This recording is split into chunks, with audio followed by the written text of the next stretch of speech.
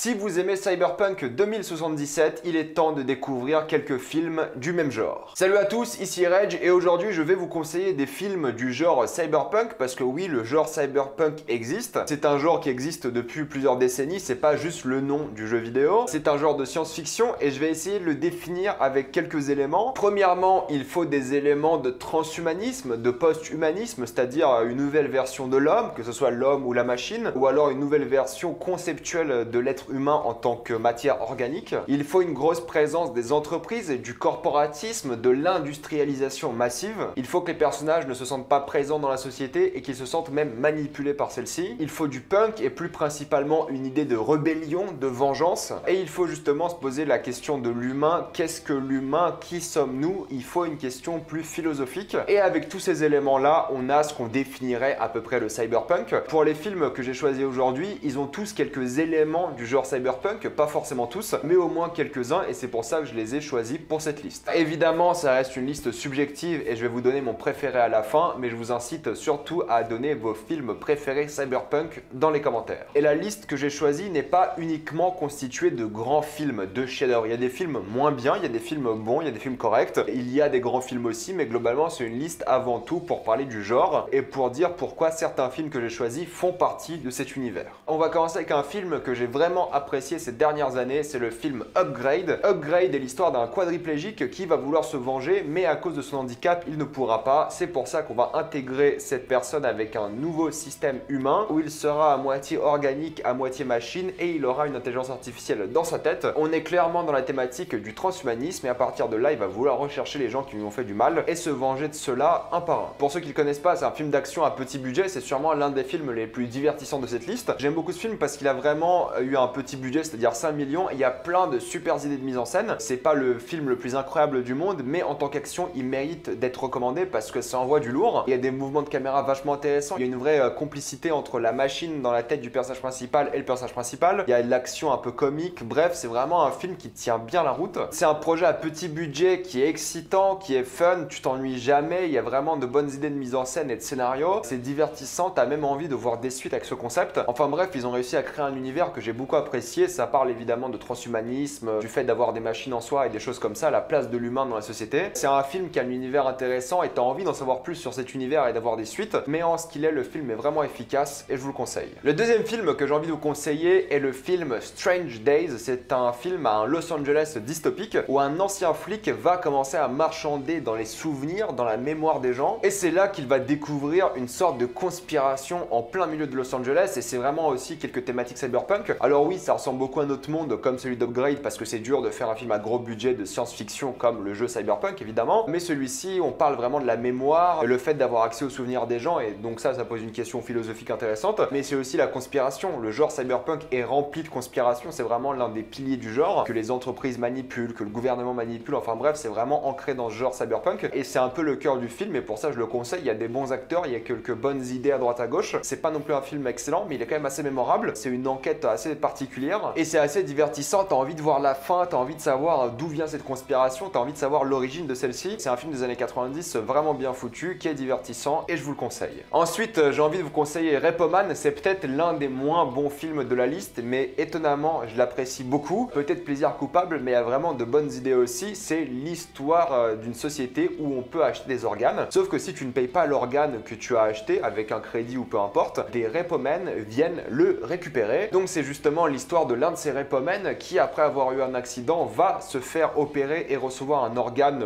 de la société, sauf qu'il va devoir le payer et il ne pourra pas le payer et ses anciens collègues vont venir le chercher pour récupérer l'organe. Donc c'est une sorte de mélange de film avec des chasseurs de primes mais en même temps dans un univers de science-fiction. L'univers est sympathique, il y a quelques idées à droite à gauche d'établissement d'univers étendu. C'est plutôt pas mal, mais en soi le film est pas incroyable, il est quand même divertissant. Il y a des problèmes de mise en scène, le scénario ne tient pas toujours debout, mais le concept est plutôt cool. On est sur un plaisir d'action décomplexé avec un casting quand même assez intéressant. Et mine de rien, tu t'ennuies pas, ça se regarde très bien, c'est pas le film le plus mémorable, mais en vrai pour l'univers, ça vaut au moins le détour. Ne vous attendez juste pas à une claque. Un film qui a beaucoup été décrié, mais que moi j'ai toujours beaucoup apprécié, d'ailleurs j'ai aimé tous les films du metteur en scène, c'est le film Elysium. Dans un monde dystopique où les riches vivent sur une station spatiale en orbite de la Terre, les pauvres eux vivent sur Terre et c'est vraiment le bordel, c'est la lutte aux inégalités. Tout le monde est pauvre, il y a la criminalité, c'est un monde horrible. Pendant ce temps, les riches sont dans la station spatiale et ils sont pépères. C'est un concept cool parce que l'esthétique déjà est vachement bien foutue, le scénario tient pas toujours debout, mais c'est un film qui a de la gueule, qui moi m'a toujours impressionné. C'était malheureusement un flop critique et au box-office. C'est pas le film le plus apprécié, mais moi je le défendrais parce qu'il a vraiment de bonnes idées de mise en scène. Esthétiquement, ça envoie, ça fait penser à du Mass Effect des fois. C'est un film d'action assez généreux à certains moments. Les effets sont bien faits et Matt Damon se donne quand même dans le rôle. Je suis un peu déçu que le film était un flop et que la carrière du monsieur est en pause depuis. Et il fait quelques petits trucs à droite à gauche, mais il a pas refait un film. Et c'est vrai que c'est assez décevant parce qu'en vrai, il mériterait qu'on se replonge dans cet univers parce qu'il est pas mauvais en science-fiction. C'est juste que le scénario n'est pas incroyable. Mais en vrai, ça a des éléments cyberpunk. C'est encore une fois un monde crade, un monde d'inégalité des hommes et des machines. Ça vaut quand même un petit détour. Un film qui aurait clairement mérité une suite aussi, c'est évidemment Dredd. Non pas le film avec Stallone, Judge Dredd, mais le récent. Là, on est dans une société où il y a plein de violence, il y a que du sang, il y a de la drogue, c'est sale, c'est horrible. Et un homme machine Dredd va faire face à tous ces gangsters, à tous ces criminels et il va les défoncer. C'est super plaisant, c'est un film qui est ultra gore, ultra violent, mais dans le bon sens du terme. Il sait qu'il y a des explosions, des choses comme ça. Vous n'allez pas voir des scènes où ça vous fait du mal à regarder, mais voilà, il y a de la violence, des impacts de balles, des décors défoncés, des gens qui se prennent des trucs dans la tête et leur tête explose. C'est un film super jouissif. Karl Urban dedans est plutôt cool, franchement il fait un vrai bon taf. Et je suis déçu parce que le film n'était pas un gros succès critique, c'était aussi un flop au box-office, mais en vrai il méritait une suite et j'aimerais tellement qu'une plateforme de streaming le reprenne parce que c'était fun, c'était décomplexé aussi, il y avait vraiment un univers qui était bâti et il y avait plein de scènes super bien foutues et jouissives qui donnaient envie d'en voir beaucoup plus. Un film qui a été éclipsé par des titans qui sont aussi dans cette vidéo, c'est le film Dark City. J'hésitais à le mettre un peu dans le cyberpunk, mais il y a quand même beaucoup d'idées par rapport à ça. C'est l'histoire d'un homme qui se réveille à côté d'une femme mutilée et il ne saura pas qui elle est et qu'est-ce qui s'est passé. Il ne saura pas non plus qui lui est et il va devoir partir à l'enquête pour se retrouver en tant que personne et pour savoir la vérité sur ce qui s'est passé. C'est un film de science-fiction gothique, je dirais, mais pareil, il y a des histoires de conspiration, de sociétés secrètes. C'est très sombre et pas du tout dans le punk, mais plutôt dans le gothique pour le coup. Mais en vrai, j'ai envie de recommander à ce film parce qu'il a été vraiment caché par les autres films de l'époque qui sont sortis après ou en même temps. C'est un film philosophique, entraînant, qui a d'excellentes idées visuelles, ça l'a toujours été. Il y a de bonnes idées de scénario aussi, c'est pas le film parfait non plus. Et en vrai, si vous pouvez avoir accès à la version qui ne vous spoile pas le film dès le début, parce qu'elle existe cette version, découvrez ce film. C'est une société dominante, c'est glauque, c'est philosophique, ça vaut vraiment le détour. Un film aussi beaucoup plus décomplexé, beaucoup plus fun, mais qui avait du budget, c'est Alita Battle Angel. Là, on est clairement dans le transhumanisme, dans quelque chose de sale, dans quelque chose de punk, on est sur la rébellion, sur la lutte contre les entreprises, sur une organisation secrète qui domine la société. Alors oui, tout ça c'est un peu sur fond de rite initiatique, d'une femme robot qui se découvre. Il y a une histoire d'amour qui est peut-être pas la plus intéressante, mais les scènes d'action sont cool. C'est un film super divertissant, moi vraiment je le recommande. Ça en met plein la gueule, c'est bien fait, même si le scénario est pas excellent, ça donne envie de trop plonger dans cet univers et j'espère que ce film aura une suite. Malheureusement il a fait un gros bid, donc pas sûr, mais en vrai c'est ce qu'on a fait de plus authentique en tant que cyberpunk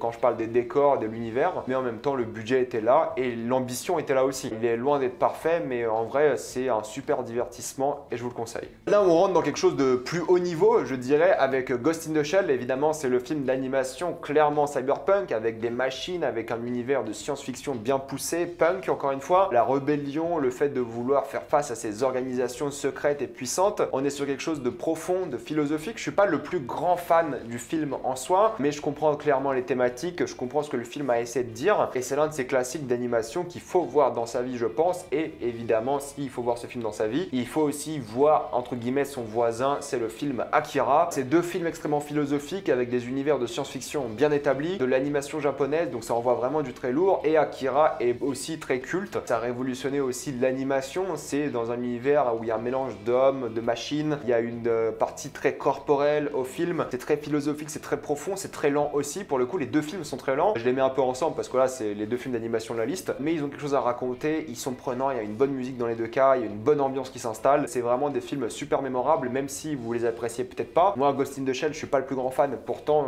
il reste en tête pour le coup. Akira, j'aime beaucoup plus et il y a une imagerie dingue dans les deux films. Enfin bref, c'est pour moi des chefs-d'œuvre d'animation et il faut les voir, et ils sont tous les deux dans cet univers très cyberpunk. La saleté, c'est quand même un bon facteur d'un univers cyberpunk, et ça on le ressent dans beaucoup de films, comme le prochain que je vais citer qui pour le coup lui a éclipsé Dark City, c'est évidemment Matrix. Je sais pas si on considère parfaitement Matrix comme du cyberpunk, mais pour moi il l'est clairement. On a des machines, on a du transhumanisme, on a une sorte d'intelligence artificielle, on a une sorte de monde virtuel. Le monde virtuel aussi, ça revient souvent dans les films cyberpunk. On est sur des questions philosophiques, on est sur des entreprises ou du moins une sorte d'industrialisation qui a déconné avec des machines qui dominent le monde. On est sur des hommes qui veulent se rebeller contre une entité beaucoup plus puissante. Oui, pour moi, Matrix, c'est un film cyberpunk. C'est sûrement l'un des films les plus marquants d'un point de vue cyberpunk. Et en vrai, il n'y a rien à dire. Vous connaissez Matrix, l'action est dingue, le scénario est dingue, tu te perds dans les visuels, dans les idées, dans les concepts. Ça a révolutionné le cinéma pour toujours et on ressent encore son impact même aujourd'hui. Tout le monde s'est inspiré de Matrix et c'est complètement compréhensible parce que c'est une grosse claque à tout le monde, je pense. Peut-être il a un peu mal vieilli parce qu'encore une fois, c'est le problème des films innovants. Tout le monde les copie par la suite. Mais en vrai, quand je le regarde et je l'ai vu des dizaines de fois, c'est un chef-d'œuvre. Il n'y a rien à dire, tu t'ennuies jamais, tout est calculé, tout est tellement bien, il n'y a pas une scène de trop. C'est un film d'action, de divertissement, blockbuster parfait. C'est l'un des plus grands films de tous les temps et l'un de mes films préférés de tous les temps et ça représente bien l'univers cyberpunk, donc je vous conseille évidemment Matrix. Un autre film qui peut être considéré comme cyberpunk d'après moi, même s'il n'y a pas toutes les thématiques non plus, c'est le film Minority Report. On est sur une société qui arrive à prévoir l'avenir. C'est une société où la police va arrêter des crimes avant qu'ils aient lieu. Du coup, ils reçoivent l'avenir et ils vont empêcher le crime avant même qu'il soit commis. C'est toute une question morale et philosophique derrière évidemment, mais c'est encore une fois une organisation qui domine la société, qui peut faire beaucoup de mal, qui choisit ce qu'elle fait et c'est un super film. Voilà, c'est Steven Spielberg, super bien mis en scène, les acteurs c'est Tom Cruise, il se donne à fond, c'est un film super prenant, qui a des bons visuels, il y a pas mal d'histoires de machines aussi, c'est une société qui est vraiment bien mise en scène, c'est un film à gros budget, c'est parmi les films qu'il faut le plus recommander de la liste, pour moi c'est presque un chef-d'œuvre. J'ai quelques problèmes avec le film, mais en vrai c'est un film excellent, au niveau divertissement c'est un classique, c'est peut-être l'un des films qu'on oublie le plus quand on parle de blockbuster des années 2000, mais pour moi c'est vraiment une grande œuvre. Il y a des idées à droite à gauche, c'est un univers que tu as envie de redécouvrir et j'aimerais peut-être un jour une suite dans cet univers-là, même si je trouve qu'ils ont tout dit, peut-être avec un peu d'originalité, il y a moyen de raconter cette histoire différemment ou de continuer dans cet univers. Enfin bref, c'est un classique et je vous le conseille aussi. Avant de vous déclarer mon préféré du genre cyberpunk, j'ai envie de vous parler de quelques films qui se rapprochent du genre mais que je n'ai pas choisi, mais que je vous recommande quand même parce que c'est des films plutôt cool et c'est des films que je trouve intéressants à voir, surtout si vous êtes fan de science-fiction. C'est pour ça que j'ai choisi Existence. Si je mets Existence, je suis un peu obligé de mettre Ready Player One aussi. C'est des films assez similaires dans l'histoire de la réalité virtuelle, dans l'histoire de la conception de jeux vidéo. Equilibrium se rapproche un peu du délire cyberpunk dans la dystopie, mais pas forcément dans l'esthétique. Vidéodrome, il y a quelques éléments cyberpunk, pareil pour Escape from New York ou New York 1997, qui sont plus des univers qui se rapprochent de la dystopie plus qu'autre chose. Un classique, c'est évidemment Metropolis, qui est plus de la science-fiction, mais il est intéressant à voir. Total Recall, ça se rapproche du cyberpunk, mais il y a trop d'aliens pour moi. Pour moi, le cyberpunk, c'est un genre intrinsèquement humain plus qu'autre chose. Là, il y a des histoires de plusieurs planètes, des choses comme ça. C'est pour ça que je l'ai pas mis dans la liste, mais il faut le découvrir quand même. Tetsuo the Iron Man, je suis pas fan de ce film, mais je sais que beaucoup vont gueuler si j'en parle pas rapidement. L'Armée des 12 singes, aussi un classique qui se rapproche du cyberpunk, mais il y est pas totalement. Et niveau série télé, il y a évidemment Altered Carbon, qui est pas incroyable, mais c'est dans l'univers cyberpunk. Et Westworld, qui se rapproche aussi de l'univers cyberpunk. Et évidemment, mon préféré du genre, et vous n'avez pas entendu jusque-là, vous savez c'est lequel, c'est Blade Runner et Blade Runner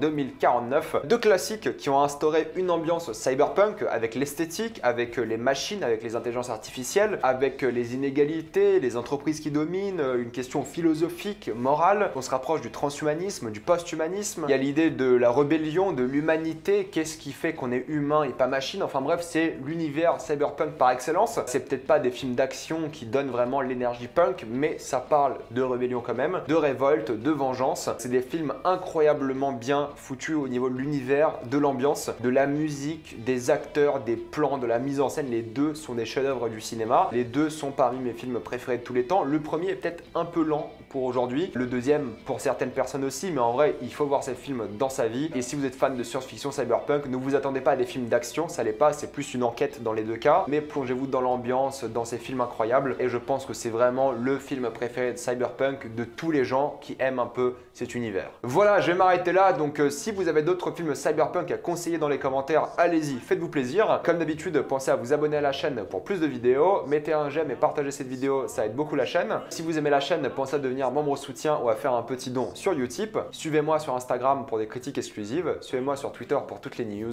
et salut à tous.